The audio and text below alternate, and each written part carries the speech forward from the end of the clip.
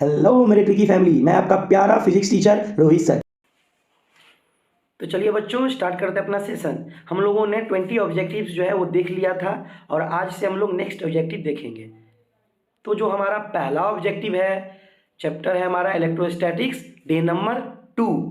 और यहाँ पे देख रहे हैं बहुत सारा फिगर बना हुआ है। तो इसमें देख, पता है आपको एक बात बाबू, इलेक्ट्रोस्टैटिक्स जो होता है ना, बहुत मज़ेदार चैप्टर होता है। मतलब इसमें आप लोग एक चार्ज के बारे में पढ़ते हैं, हम लोग चार्ज का डेवलपमेंट पढ़ते हैं, चार्ज कैसे इंड्यूस होता है हम लोग रेगुलर लाइफ में। बचपन में आप कभी देखे हैं कि बाल में अगर हम पेंसिल सटाते थे और तो क्या होता था, वो चार्ज हो जाता था। किसी पेपर को सटाते तो जादू करते थे, जादू हुआ जादू।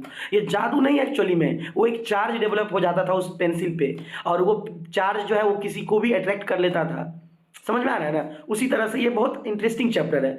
तो आप लोगों ने, उम्मीद होगा कि क्लास में पढ़ लिया होगा इस चैप्टर को। चलिए हम स्टार्ट करते हैं अपना ऑब्जेक्टिव सेशन। तो हमारा जो पहला ऑब्जेक्टिव है वो कह रहा है, क्या कह रहा है, चलिए देख लीजिए एक बार। कह रहा है the ratio of electric force between two proton to that between two electron under similar condition. मतलब कह रहा है दो प्रोटॉन और दो इलेक्ट्रॉन के रेशियो को बताइए कि कितना होगा। एक बात बताओ बाबू, प्रोटॉन का भी चार्ज सेम होता है, इलेक्ट्रॉन का भी चार्ज सेम होता है मैग्नीट्यूड में ले तो अगर दोनों का रेशियो पूछ रहा है तो बाबू कितना होगा? 1 ही होगा ना। दोनों का अगर रेशियो पूछ रहा है तो 1 ही होगा। ऑप्शन देखिए, 10⁻42, 10⁻39, 10⁻36 और 10⁻0। 1 है ही नहीं कहीं। तो थोड़ा सा ध्यान दीजिए, 10⁻0 का मतलब कितना? पावर 0, वैल्यू 1 होता है। चलिए नेक्स्ट क्वेश्चन हम लोग पढ़ते हैं। क्या कह रहा है? Two identical coin having similar charge are placed इतना metre apart on a table, force of repulsion between them is इतना, the value of charge on each coin.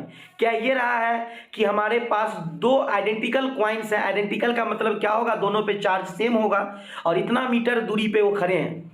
तो फोर्स दिया हुआ है और चार्ज पूछ रहा है। एक बात बताओ आपको, फोर्स का फॉर्मूला क्या होता है? F = K Q1 Q2/r²।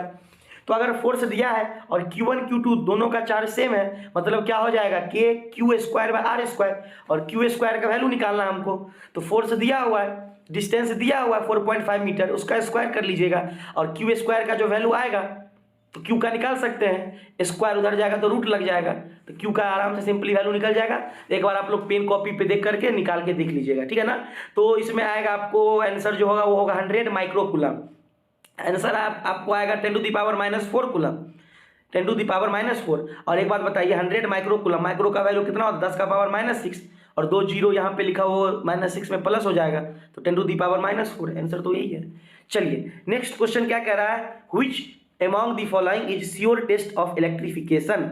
मतलब इलेक्ट्रिफिकेशन का जो है श्योर शॉर्ट क्या होता है, मतलब टेस्ट। तो वो जो टेस्ट होता था क्या होता था बाबू? रिपल्सन। श्योर शॉर्ट टेस्ट क्या होता है? रिपल्सन। आपके एनसीईआरटी में दिया हुआ है इलेक्ट्रिफिकेशन का श्योर शॉर्ट टेस्ट क्या है? रिपल्सन होता है। चलिए, तो हमारा जो आज का जो शुभ लाइन है वो है, दिल तो सबके पास होते हैं लेकिन सब दिल वाले नहीं होते हैं, बुक भी सबके पास होता है लेकिन सब पढ़ने वाले नहीं होते हैं। बात तो सही है, बुक तो होता है लेकिन सब पढ़ नहीं सकता है। उसी तरह से दिल सबके पास होता है, दिल वाले कुछ कुछ होते हैं, जैसे शाहरुख सर है। चलिए आगे बढ़ते हैं। नेक्स्ट हमारा जो क्वेश्चन है क्या कह रहा है? Scientist who experimentally showed electric charge is quantized in terms of integral multiples. तो ये किस साइंटिस्ट ने बताया था? बताइए सब लोग कमेंट में। ये जो है बताने वाले साइंटिस्ट का नाम है मिलिकन साहब, मिलिकन साहब। चलिए नेक्स्ट क्वेश्चन कह रहा है a force of 40 Newton is acting between two charge in air if the space between them filled with glass with εr8 what will be force। बहुत अच्छा क्वेश्चन है। देखिए ये न्यूमेरिकल टाइप में ही है क्वेश्चन। क्या रहा है कि 40 न्यूटन का फोर्स लग रहा है हवा में, तो अगर हम डाइलेक्ट्रिक मीडियम रख देते हैं तो कितना लगेगा? तो देखो बाबू, अगर फोर्स हवा में लग रहा है 40 न्यूटन, तो डाइलेक्ट्रिक मीडियम जितना रखे हैं ना उसको डिवाइड कर देंगे उस फोर्स से। फोर्स कितना? 40, εr कितना? 8। हमने बोला ना कि डाइलेक्ट्रिक कांस्टेंट के होता है, उसी तरह से εr दिया और रिलेटिव परमिटिविटी 8 दिया हुआ है। तो 40 को 8 से डिवाइड कर लीजिए, कितना होगा? 8 5 जा 45 न्यूटन, ऑप्शन सी। चलिए नेक्स्ट क्वेश्चन क्या रहा है? 2 point charge placed in a certain apart air, जिसमें फोर्स F लग रहा है, if air is replaced by a medium जिसका डाइलेक्ट्रिक कांस्टेंट क्या है, उसी तरह से ये भी है। वहाँ पे सवाल था, यहाँ पे फॉर्मूला दे रहा है, तो क्या होगा, फोर्स को डिवाइड कर दीजिए के से, F/K, option number B. Next चलिए, कह रहा है two charge Q1 Q2 are placed in a vacuum at distance d and force between them is F. If medium of dielectric constant 4 is introduced, then new force will be. Same question, air में रखे थे, distance d, separation था तो force F लग रहा था। अगर हम लोग डायलेक्ट्रिक कांस्टेंट मतलब जिसका वैल्यू 4 है उसको रख दिए तो फोर्स का वैल्यू कितना होगा, F/4, ऑप्शन डी। चलिए next question, SI unit of permittivity of free space. Free space permittivity मतलब एप्सिलॉन नॉट का एसआई यूनिट, तो के का एसआई यूनिट क्या होता है, कूलम्ब कांस्टेंट होता है के का, न्यूटन मीटर स्क्वायर पर कूलम्ब स्क्वायर। उसी तरह से कह रहा है एप्सिलॉन नॉट का, तो उसका उल्टा हो जाएगा, कूलम्ब स्क्वायर पर newton metre square. Option number देख लीजिए, कूलम्ब स्क्वायर पर न्यूटन मीटर स्क्वायर। ए में तो है नहीं, बी में तो न्यूटन पर है लेकिन मीटर में पर नहीं है, ऑप्शन सी भी नहीं, कूलम्ब स्क्वायर नहीं है, option number D coulomb square पर newton metre square.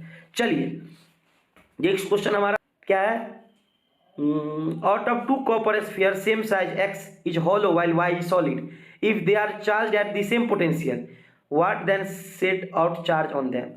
Sphere y will more charge, x will have more charge on both sphere 0, charge on both the sphere equal। एक बार बताएं, दो copper का मतलब स्फीयर है x एंड y, x जो है खाली है, y जो है भरा हुआ है, लेकिन दोनों का जो चार्ज किया है ना सेम चार्ज से, तो कह रहा है सेम मतलब चार्ज एट सेम पोटेंशियल, दोनों का पोटेंशियल सेम था चार्ज किया जो, तो जब दोनों को हम लोग चार्ज किए तो चार्ज दोनों का स्फीयर का क्या होगा, पोटेंशियल अगर सेम है दोनों स्फीयर पे चार्ज सेम आएगा, सिंपल सी बात। अगला चलिए नेक्स्ट क्वेश्चन, कह रहा है two helium are separated by distance 6 millimetre in vacuum, what is electrostatic repulsion force.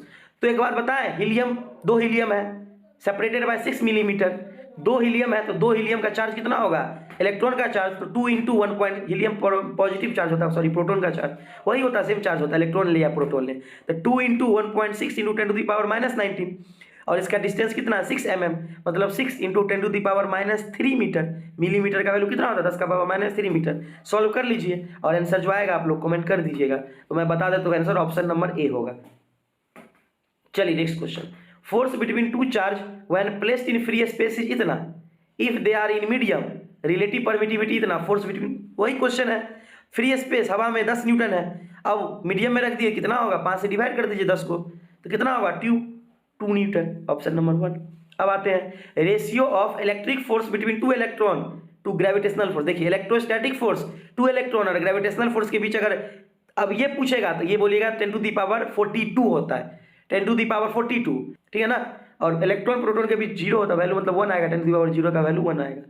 अब देखिए एग्जाम के लिए कितने भी दिन मिल जाए, दुनिया हिला देने वाली पढ़ाई एक दिन पहले ही होती, सही बात है। एग्जाम से पहले कितना भी दिन आ जाए अच्छा नहीं पड़ता है, कितना भी दिन दे दिया जाए, बोलेगा एग्जाम कल है, बोलेगा ओ मिल जाता हमको 1 महीना, लेकिन पढ़ेगा बच्चा 1 ही दिन पहले, लेकिन वो मन को संतुष्टि देना चाह रहा है। तो ठीक है बच्चों, आज के लिए इतना ही, अब मिलते हैं अपने नेक्स्ट सेशन में, हमारा सब्जेक्टिव सेशन भी होगा आज, तो आप लोग सब्जेक्टिव सेशन में मिलिए हमसे। ये बने रहे हमारे चैनल इजी फिजिक्स में, और मैं आपका प्यारा सा फिजिक्स टीचर रोहित सर। धन्यवाद। चैनल को शेयर कर लें और सब्सक्राइब कर लें, और इस वीडियो को लाइक कर लें, और सब्सक्राइब करने का बेल आइकन को जरूर दबा लें ताकि हमारा नोटिफिकेशन जल्दी से जल्दी आपको मिलते रहे।